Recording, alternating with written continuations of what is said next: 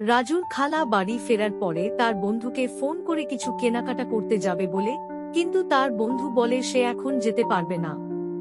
তাই সে একাই যাবার সিদ্ধান্ত নেয়। যাই দিদিকে বলে আসি, আমি বাইরে যাব কিছু কেনাকাটা করতে। এই বলে সে তার দিদির কাছে চলে যায় তাকে জানাতে।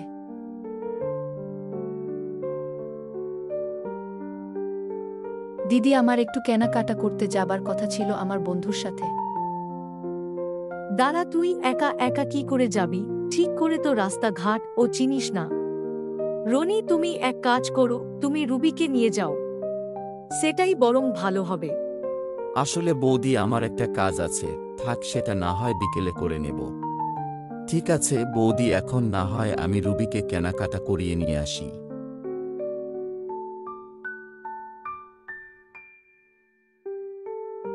এই বলে তারা দুজনেই কেনাকাটা করতে চলে গেল।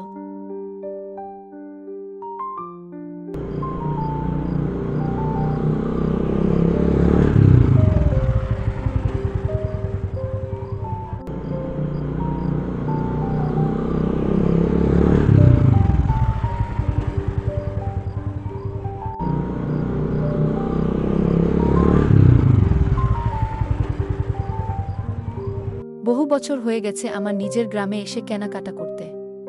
ছোটবেলায় আমি এখানে আসতাম দিদির সঙ্গে জামা কাপড় কেনাকাটা করতে। আসলে দিদি নিয়ে আসতো তার নিজের জামা কাপড় কিনতে।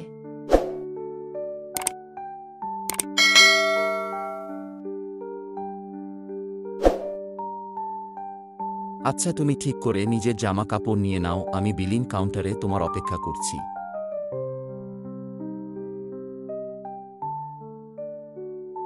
তাহলে তুমি কি জামা কাপড় নিলে? তুমি কি একা একা কেনাকাটা করতে তোমার হস্টেলে, নাকি কোনো বন্ধু আছে তার সাথে সেখানে কেনাকাটা করতে? না না, সেখানে আমি একা একা কেনাকাটা করতাম না। আমার বন্ধু আছে, তার নাম রানী, তার সাথে আমি কেনাকাটা করতে যেতাম। আচ্ছা, ওই সব ছাড়ো, পিৎজা খাও। এটি এখানকার খুব বিখ্যাত পিৎজা কম্বো প্যাক। আমি যখনই এখানে আসি কিছু কেনাকাটা করতে, এখানকার এই কম্বো প্যাকটি খেয়ে থাকি। এইভাবে তারা অনেক সময় ধরে একে অপরের সাথে কথা বলতে থাকে। এর কথা বলতে বলতে অনেক দেরি হয়ে গেছে, বাড়িতে বৌদি চিন্তা করছে বলে মনে হচ্ছে। তাড়াতাড়ি চলো, বাড়ি ফিরে যায়।